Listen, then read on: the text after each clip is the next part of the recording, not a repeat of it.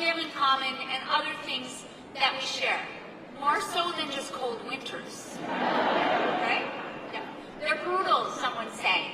We share the same values.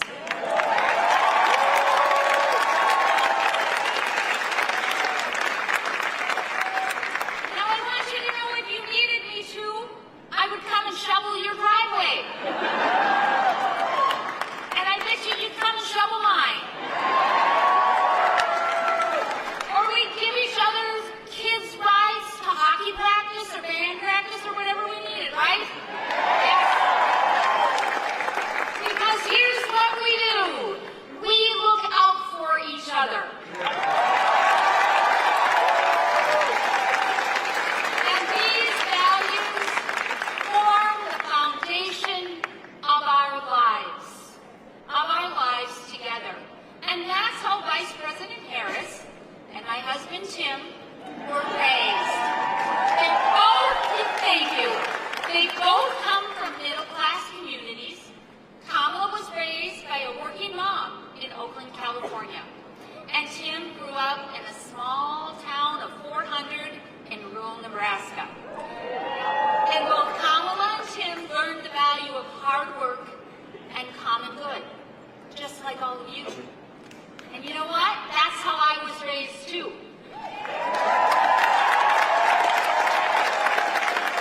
The community I was raised in was twice the size of Tim's. And you know what? My sisters and I were raised in this small little town in southwestern Minnesota by 2 school teachers. And guess what? My sisters are here with me today. And guess what? They're teachers.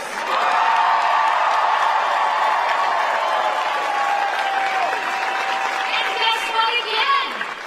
My sister-in-law is from Wisconsin.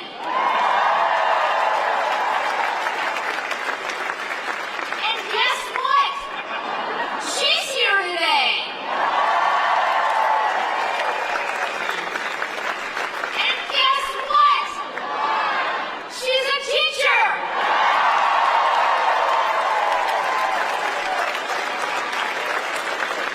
You are good at that game. Our parents taught us the value of a hard day's work, how to balance a budget, and most of all, how to lend a helping hand to our neighbors in need and accept help from our neighbors when we needed it too. All the things that someone like Donald Trump, who grew up with a silver spoon in his mouth, could just never understand. So I'm excited today because you're going to get to hear from Tim.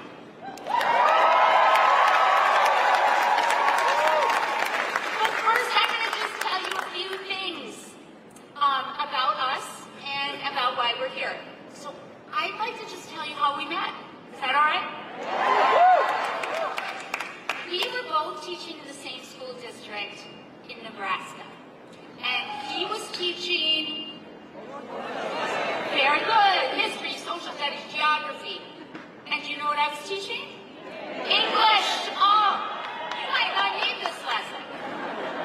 But we even shared a classroom. And that classroom was an old choir room because our school was pretty short on resources and space. And so they put a divider right down the middle of that old choir room. And Tim was on one side and I was on the other side. And I have to tell you that his class was a little louder than mine. But every day I knew that there was excitement and enthusiasm in that classroom. And what Tim and I understood about each other, and the first thing that I think we loved about each other, was that we both shared the value of education. Yes?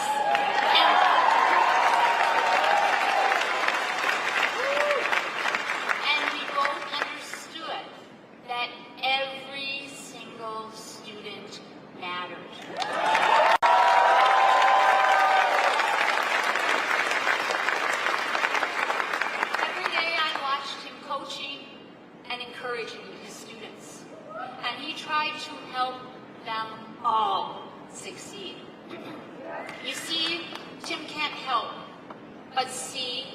potential in everyone. And I think that's remarkable.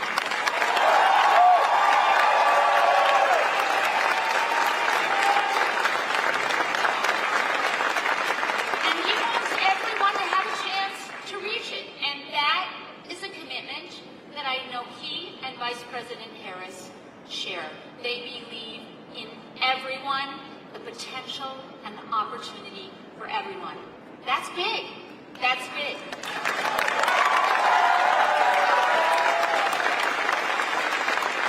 So I'm excited to see the future that they want to build where everyone is included and where everyone who works hard has a chance to succeed.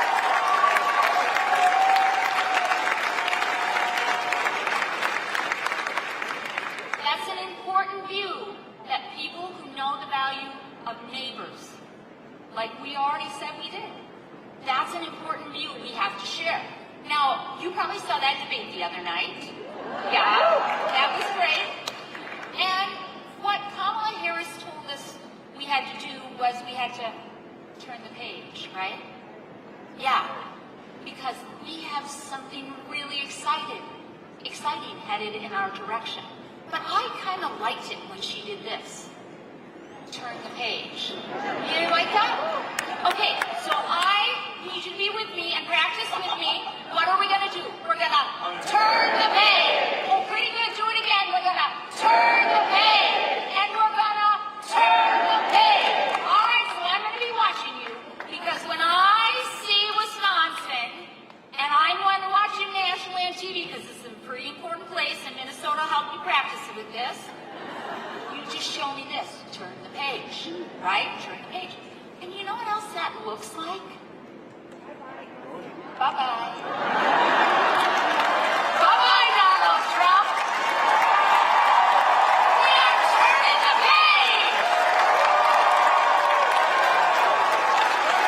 52 days and we are turning the page. 52 days and it is bye-bye, Donald Trump. That's right. Now, my mom always said this to me growing up. Gwen, you have to do the work that's in front of you. And when I was growing up, I thought that meant the dishes or my schoolwork. But what that actually meant is what I've actually come to realize, which is empowering, that all of us, with our own eyes, must see the work that is in front of us. And we must define that for ourselves and our community and our state and our country and our region. And that's empowering and that's important because we have to bring everything we have to that, especially for the next 52 days. We have to bring our time and our talents and our gift and our vision. And we have to decide how we can best be of service. So I am asking you, even though my mom's not here, she's a retired teacher, as I've already told you. I am asking you if you will, with Tim and Kamala and Doug, me, our children, your friends, and your neighbors, will you do the work that is in front of us? Yes?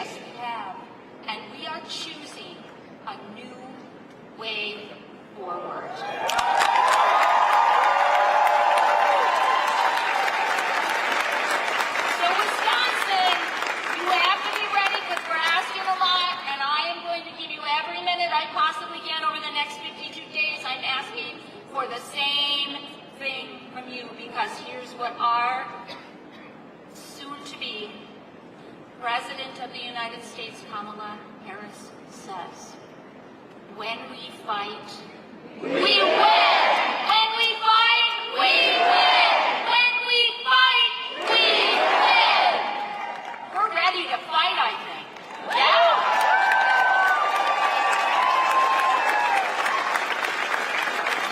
Now it's my privilege to introduce you to someone very special. Her name is Isabella, and she is a shining example of what leadership looks like in our communities. At just 20 years old, she found a way to make a difference, whether championing women and LGBTQ+ communities, or helping her town rebuild after a storm, or working to bring free school meals to Wisconsin.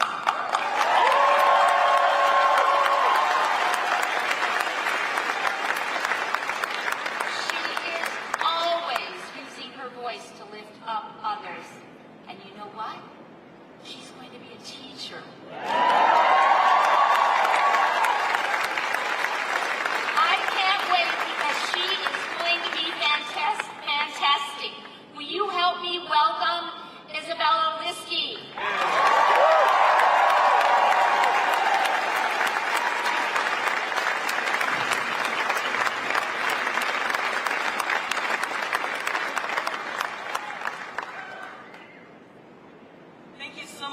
Introduction, Mrs. Walz. And what an honor to be introduced by a champion for public schools, something that's very near and dear to my heart, and our next second lady.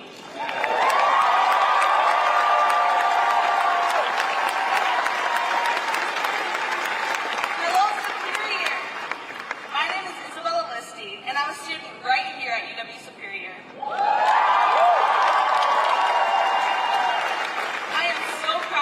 Today to introduce Governor Tim Walz. I grew up about 100 miles south of here in a town called Barron, Wisconsin. In Barron, we understand the importance of community and working together to help our neighbors. In 2018, when a storm devastated my town, I helped raise over $10,000 to restore our local park.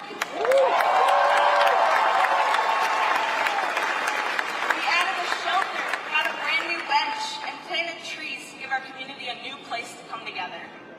Governor Walz understands those Midwestern values too, because, like me and so many other people in this room, he grew up in a small town working on his family's farm. When he was 17 years old, he enlisted in the Army National Guard, serving 24 years.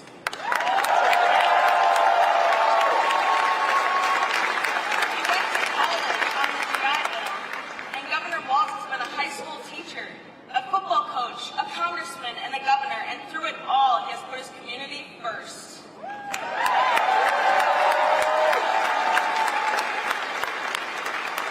As governor, he helped middle-class families by lowering health care costs, cracking down on junk fees, and signing the largest tax cut in state history.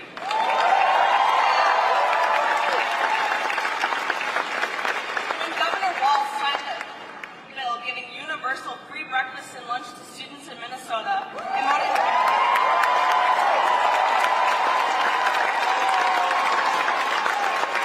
motivated me to advocate and follow suit. I know that alongside Vice President Harris, Governor Walz will be a strong partner as they deliver for working families and help move our country forward.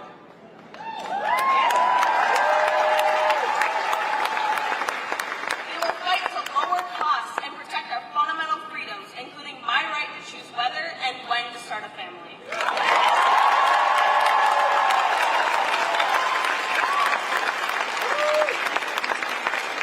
Donald Trump and J.D. Vance, on the other hand, will always side with their billionaire donors and big corporations. Their Project 2025 agenda will bring our country backwards.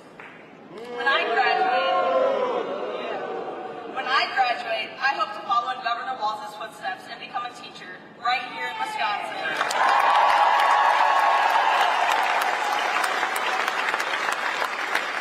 But Donald Trump and J.D. Vance's Project 2025 would put that dream at risk by eliminating the Department of Education. And Trump's Project 2025 would ban abortion nationwide and punish women who need life-saving reproductive health care.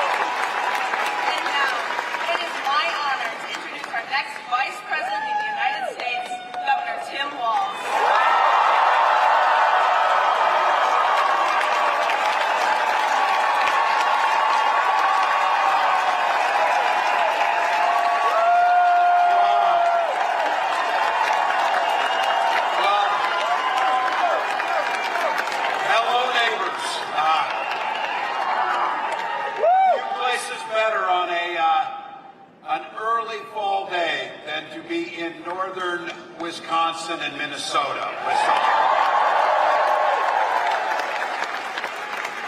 Isabella, thank you. Look, I think all of us know we win this election, we elect Kamala Harris, Madam President here.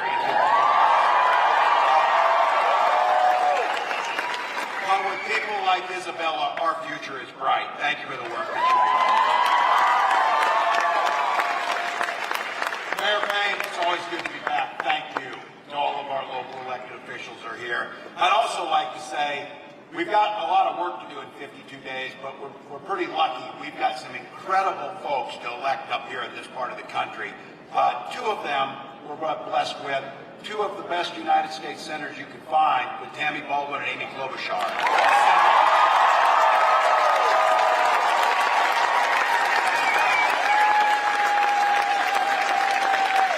And there's a lot of races, but one I'm pretty familiar with, a congressional race over in Minnesota. I have the privilege of being friends with one of the most effective legislators I've ever worked with.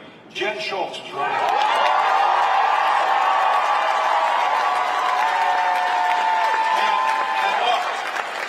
One of those deals where you get an incredibly accomplished public servant who's in it for the right reasons, and we make sure we give Kamala Harris a majority in the House of Representatives.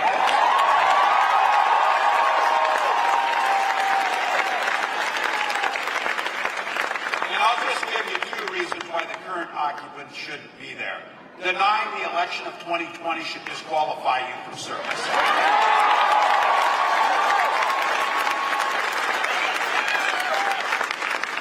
When those 4,000 jobs in replacing the Botnick Bridge, don't come crawling over here when you voted against it and tell us you had something to do with it. You had nothing. Go get Jen elected and so many others. Thank you. Look, every time this happens, when Gwen Walz speaks, people always say, why isn't she running? So, you've got lots of things that are happening. I did notice this, when she was practicing her speech, she said, my husband, Tim. I thought it said your wonderful husband, Tim. She's an English teacher. Words matter. That's it. And she also mentioned, three of my sister-in-laws are here today, too, with me.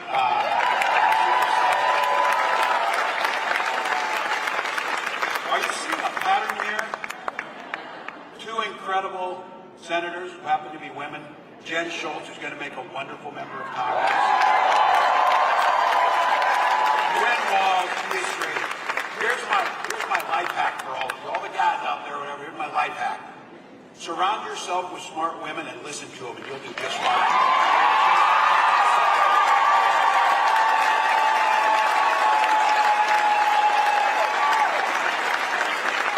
That includes our fellow cat owner, Taylor Swift, too.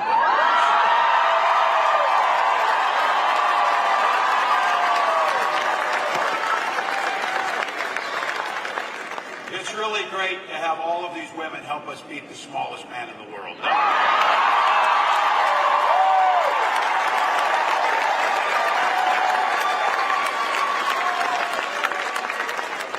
Each and every one of you, look, it is true. There's anywhere else you could be. You've got busy lives. You've got things going on. These days are precious. This is a Saturday in northern Wisconsin. It's nice outside. These are rare and you're precious. But it speaks volumes about you. The Vice President often says this, and I don't think for a minute as you gathered with your neighbors. I look out here, I see old friends, new friends. Same thing probably with you. But it's something really special as free people to gather in a space with our community to self-determine how we want our country to be. You chose.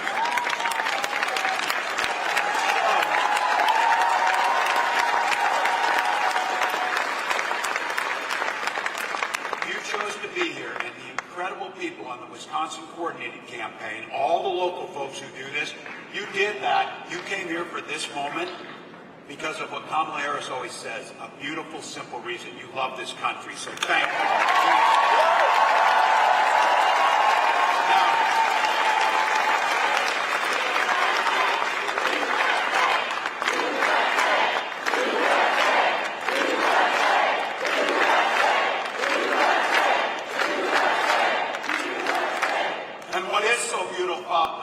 democracy is we get to make a choice.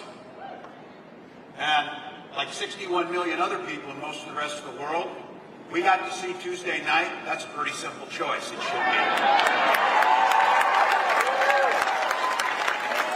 There was one person on that stage that has the poise, the dignity, the foresight, and the compassion to be President of the United States, and that's Kamala Harris.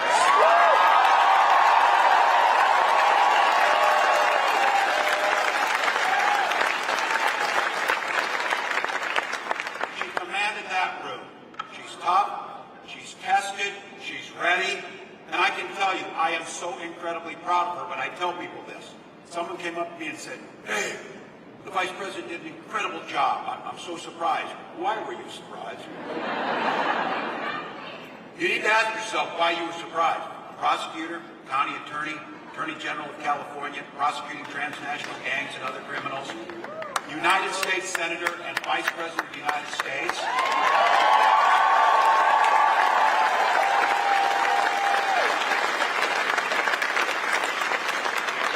I would put self-evaluation of why you're surprised. There might be a couple of reasons. We'll clear that. None of it had to do with competency and getting ready to lead.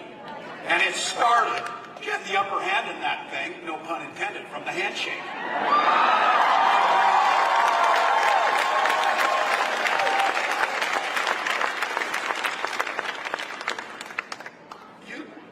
You saw it in there. You can't bring yourself to look at the Vice President of the United States. You can't bring yourself to shake hands in the middle. This is how we do things in this country. The democracy matters. And when you lose, you do the exact opposite of what he did. You shake the hand of the person who beat you and you help them become successful.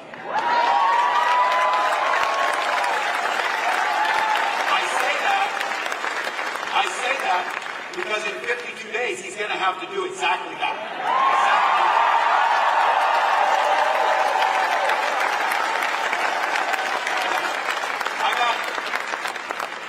Maybe unlike the other side, I talked to Vice President Harris. You know, we like are communicating. But we didn't talk about this. I got asked right after the debate, "Do you think you should do another one?" I said, "Well, I haven't talked to her, but if my advice is, yes, every day we should do another one."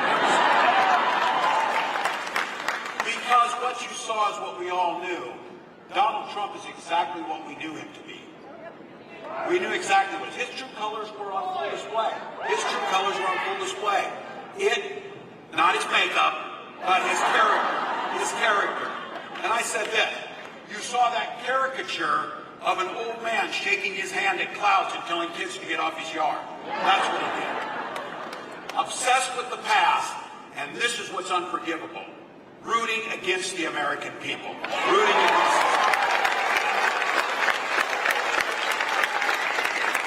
Everywhere he goes, terrible city, terrible place, terrible state. All these things. I would go always, as the governor of Pennsylvania says, and plug your children's ears on this, this is the governor of Pennsylvania, everywhere he goes, he's shit-talking America. Everywhere he goes. Because he doesn't believe in us. He had the simplest opportunity the other night to answer a couple simple questions. First one being, he refused to say he wanted the free and brave people of the democracy of Ukraine to win the war. And here's what I'm going to say to Wisconsin. Thank you for the deep dignity that I know exists here. Yesterday, I was in Wausau with a group of folks down there. And it's nice. It's your state. Go there. Visit it. No, we're there. And I got a chance to meet a couple of people. Anastasia and Anton and their young son. They were forced to flee Ukraine during the war, and they were taken in by the people of Wisconsin. And you know what the first thing they did was? They started a small business, a bakery that's creating jobs and growing the economy right there in Wausau.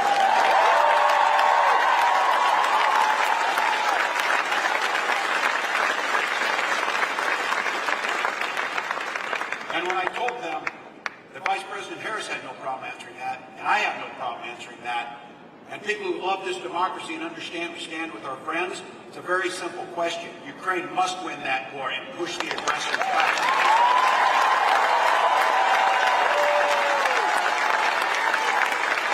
He also had another reason. He refused to answer if he would sign veto veto a national abortion ban. Wouldn't answer it. Well, you know why. You know why. All of a sudden now he says he's all for the support or whatever. Here's the deal. He doesn't trust women, and they sure the hell don't trust him.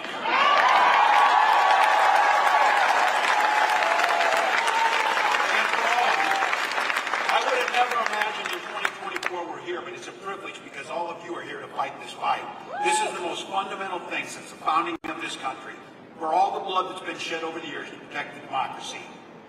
One of the most fundamental things, and as I said, it is a disqualifying factor on his part. He refused to say he lost a fair and square election. Refused to say.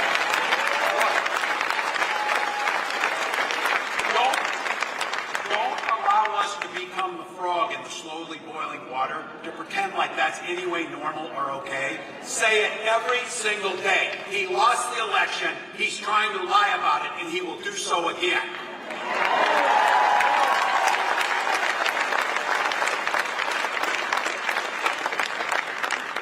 But he says all of you are just AI, so he's not too worried about it. Your votes won't be AI, I guarantee you that. But with all the bluster, all the misinformation, all the inability to stand on the core values that makes America the great country it is, he also had nothing to say what he would do to make your lives better. Nothing. Healthcare plan. Remember? Came down this golden escalator 9 years ago. Got asked about Obamacare. I'll rip it out. I'll have a better plan on day one. It was 9 years ago. What we saw Tuesday night is, look, he apparently has been doing something. He has the concepts of a plan. And as I said this, if I got that excuse from one of my students, I would have laughed them out of the room. No, try better. Try better.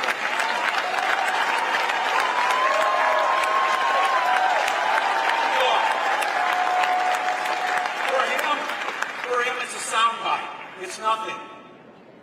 For you, it's the pre-existing condition you had in your insurance company wouldn't pay the bill. It means now you can go get treated.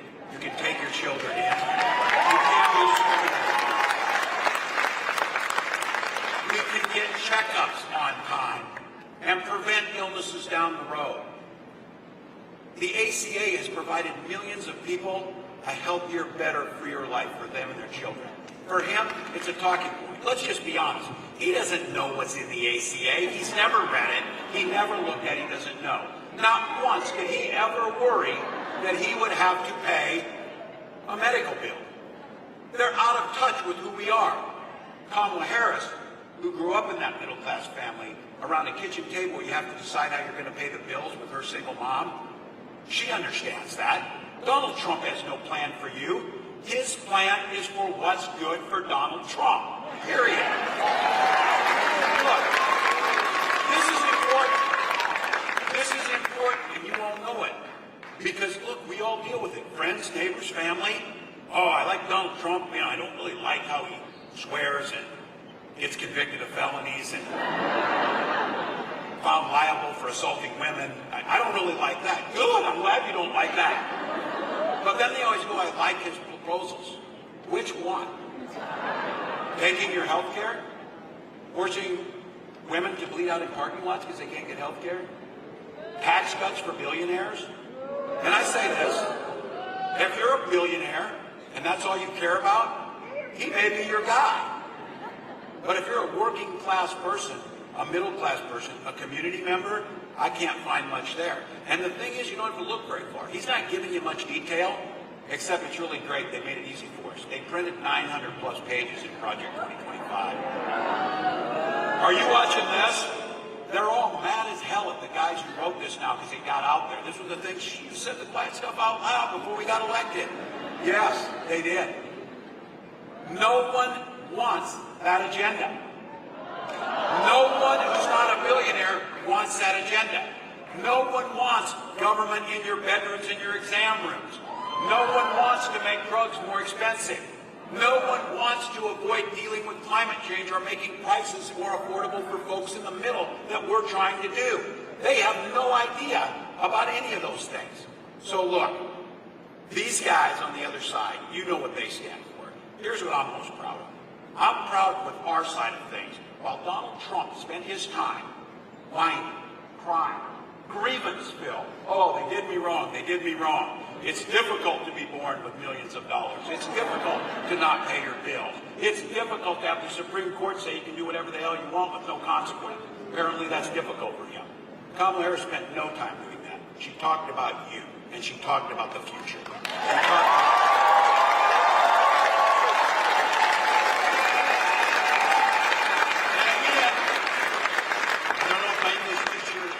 Wife would enjoy that I'm going there. Another pun, she prosecuted the case really well on Tuesday. So, but you know what you also saw? You saw this, and you're here, and I see it looking out at each one of you. This is hard, important work. This is difficult work. This will shape generations to come.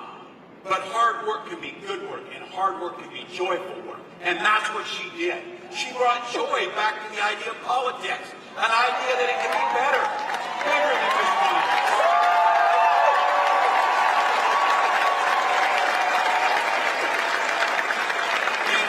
In her entire professional career, she's had one client, the people. The people. And she says this. In her entire career, prosecutor, attorney general, senator, vice president, she never asked Democrat or Republican. She asked, are you okay?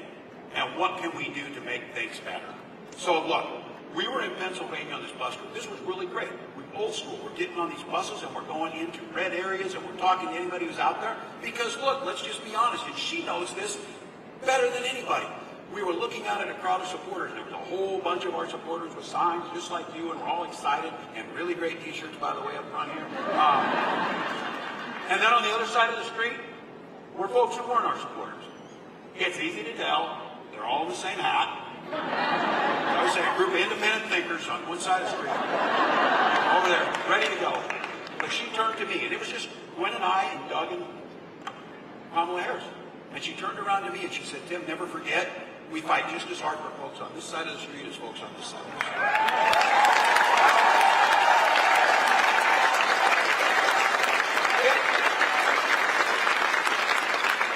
This is why talking to your neighbors, as Gwen said, this is why the work of the next 52 days.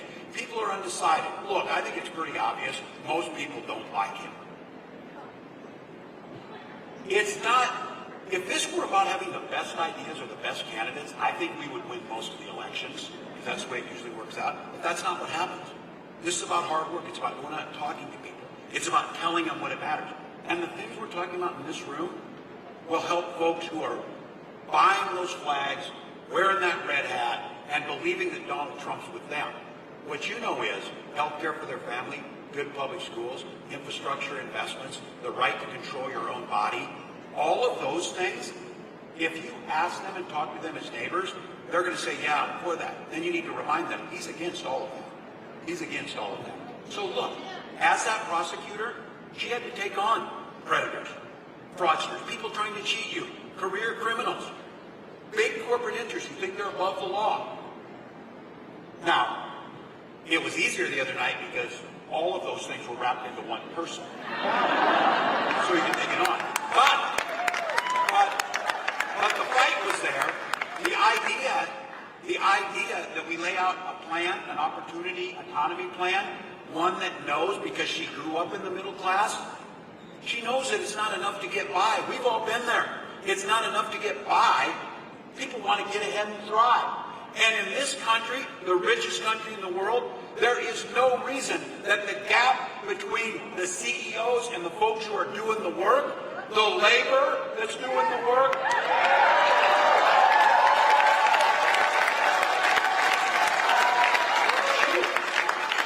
the most basic democracy is the ability to collectively bargain to get something. Look, they're doing just fine.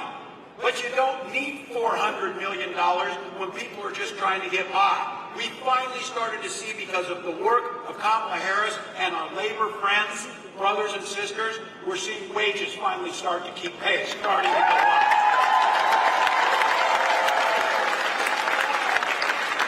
So I said this. She wants to make homes more affordable. Because you know why? She watched her mom scrimp and save for years to buy that house. I watched my mom worry after my dad died and the medical bills there, will I be able to keep my house? For those guys, a Wall Street guy, a six-time bankruptcy guy, a venture capitalist guy, those are just commodities to move around and sell and trade. If it means foreclosing on somebody, do that. If it makes you money, who cares? But those are our neighbors. Kamala Harris understands that home is the foundation to families and community. That's why she wants to make it easier through down payments, helping builders create 3 million more new homes, and working with local folks to make it easier to get those homes built and permitted.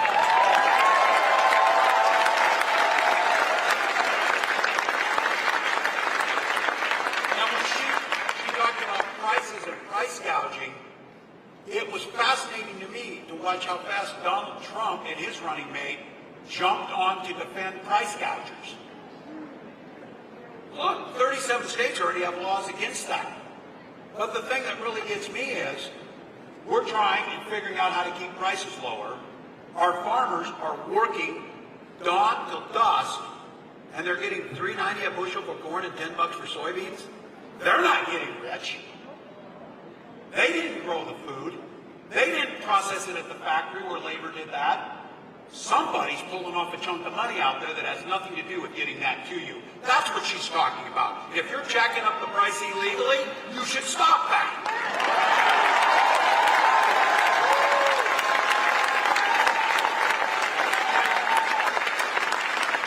And one of the American dreams is to choose your path.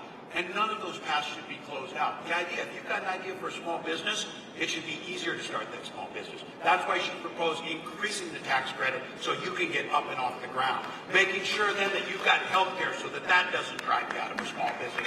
And then making sure your neighbors are being paid enough that they can actually spend money at your small business and everybody thrives.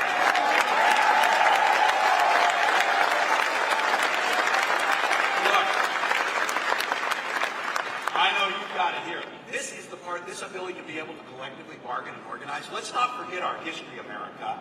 The labor movement starts in Wisconsin. It's Wisconsin.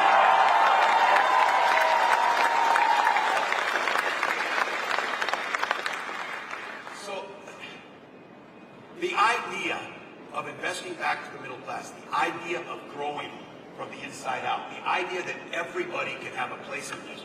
We have a Minnesota saying from one of our senators who we lost way too soon, who says we all do better when we all do better. It's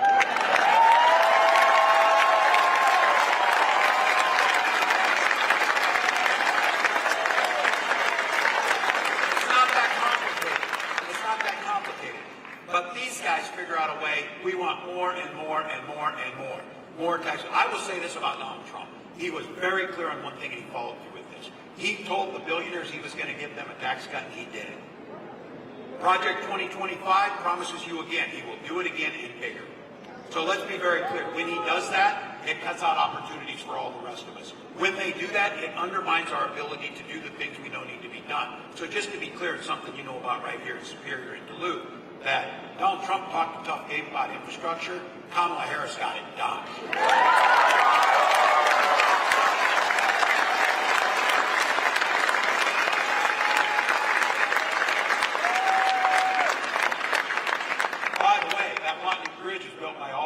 That's the guy who's trying to figure out how to not pay his damn taxes so that he doesn't have to fix it. All of us understand that that bridge creates economic opportunity, connecting us together both physically and as a people. It makes you sick.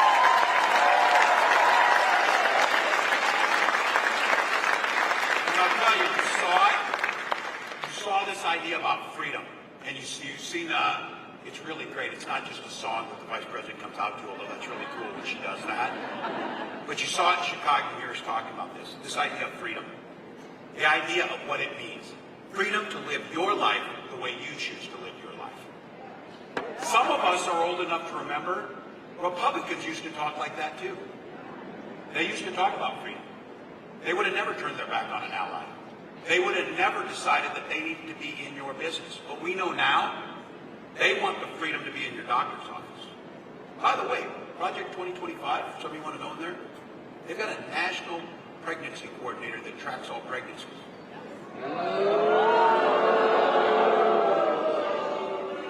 That seemed like too crazy for George Orwell to put in his book, but they did it. They did it. Look, they want to be in your school library. I don't know about you, but you heard Isabella talk about it. In Minnesota, while those guys are figuring out how to ban books, we're banishing hunger from our schools.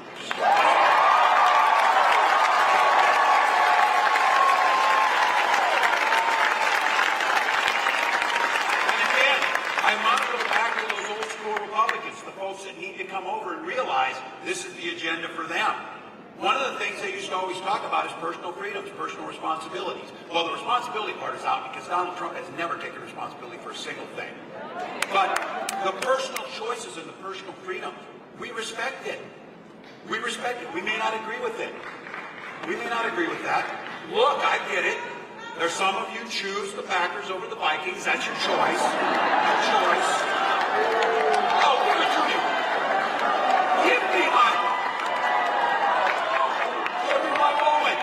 Give me my moment. We don't have any Super Bowl rings. Just give me the moment. Well, look, we may not agree and we may differ, but you heard me say it, and I know it's a Wisconsin rule. I claimed it for Minnesota, but I know you got it here too. The golden rule that makes everything work better is mind your own damn business.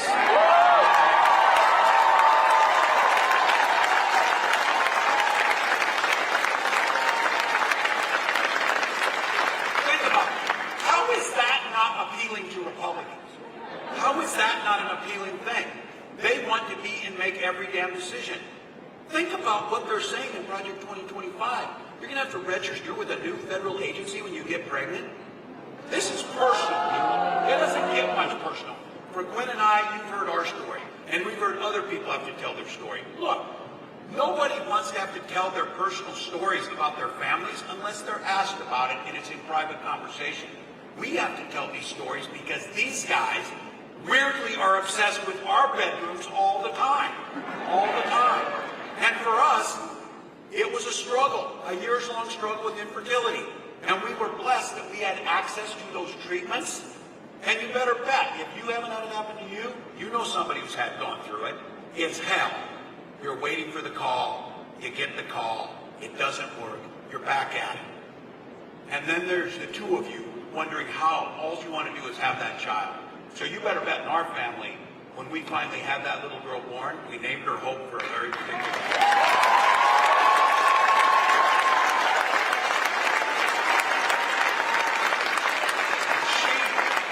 Like all of you, and I say this, she and Gus are Gwen and I's whole world, just like your children are, just like how you choose to live your family. And we're talking about it because these guys are trying to make it more difficult to do that, or if not, impossible. Because it's very clear, they're not stopping national abortion ban. They're not stopping with getting rid of fertility clinics. They're talking about getting rid of contraception or any type of help any of us need to manage it. These are personal health care decisions. These are personal health care decisions. So think about it. This is pretty simple, and Kamala Harris makes it pretty clear. I would go out to all of your neighbors and make the case on this. Do you want J.D. Vance deciding about your wife and daughter's health? Or would you rather just leave it to them and their doctor? That's what freedom is.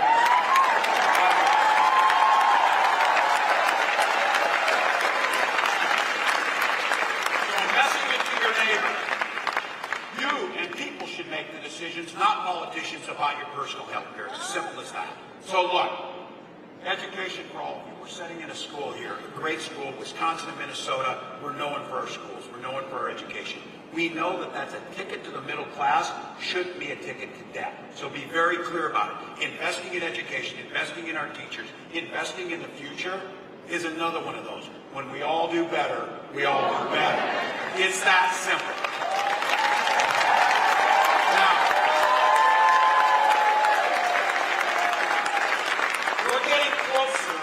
On this 52 days, and it's a binary choice. I know, it boggles my mind too that there are two people who are going to be president. One of them is going to be president, the other is not. There are two people. One of them is going to be vice president, one of them is not. That Project 2025 and the questions and the discussion we're having here today is where that difference lies. Because that program, and I say this for my mother, who survived after my dad died on Social Security survivor benefits and who counts on that check right now, Kamala Harris has pledged, and we will pledge, to protect Social Security and Medicare.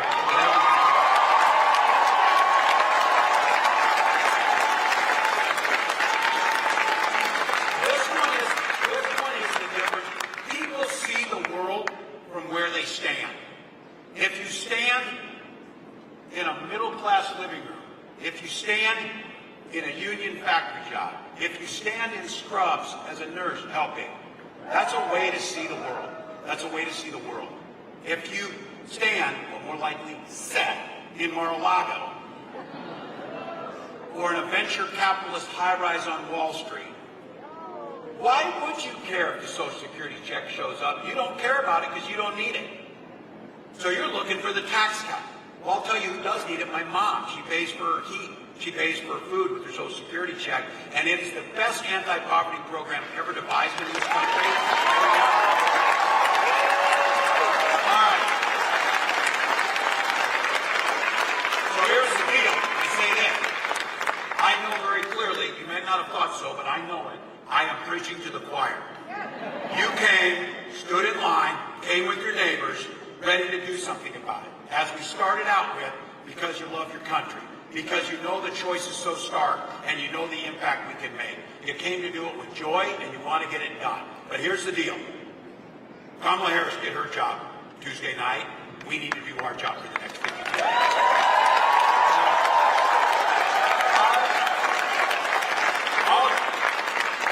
I'll go to my grave not understanding why, but I know it's a fact. This is going to be a margin of error race. And it's going to be won in a handful of states. One of them is the state of Wisconsin. So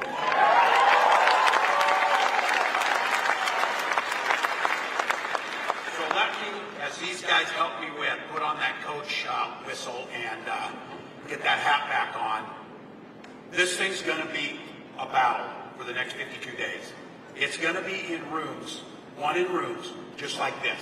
It's going to be one door-to-door, call-to-call, $5 donation, trying to have that hard conversation in the produce aisle with the person you saw there at the grocery store and ask, have you voted yet? And are you concerned about Social Security? Are you concerned about climate change? Are you concerned about our democracy? Are you concerned about middle class? Are you concerned about those things? Because if you are, ask that person to sign up. Ask them to get the vote. Look, this is on. Wisconsin starts next week in voting. Next week.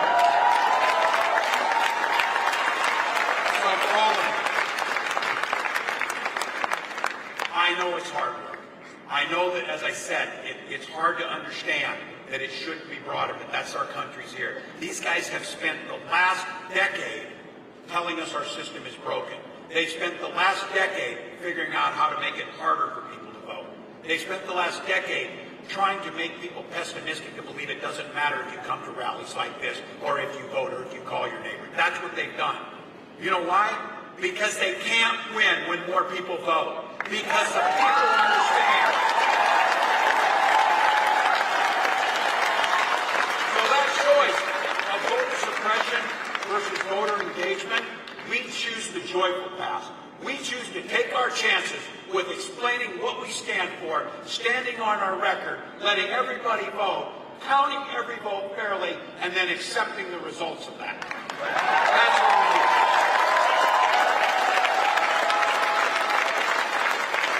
So here we go, folks. Every vote's going to matter. Every precinct. One more vote in each precinct can make the difference in what happens for the next generation in this country. The difference between keeping that guy as far away from the White House as possible and putting in a president who understands and cares about you. That's what we do.